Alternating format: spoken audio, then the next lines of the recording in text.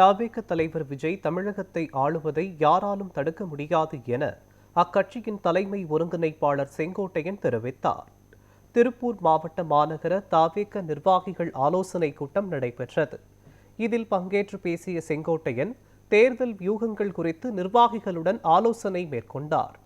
பின்னர் பேட்டியளித்த அவர், வெற்றிதான் தங்களது இலக்கு என குறிப்பிட்டார். வெற்றி நாயகன் தளபதியை யாராலும் வெல்ல முடியாது என்றும், தமிழகத்தை ஆளப்போகும் தலைவர் விஜயை எவராலும் வீழ்த்த முடியாது என்றும் தெரிவித்தார்.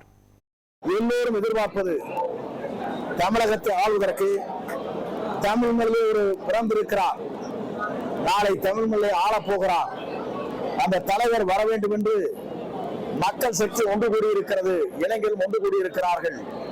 ஆகவே 2026 என்பது 234 தொகுதியும் அவர் வெற்றி பெறுவார்.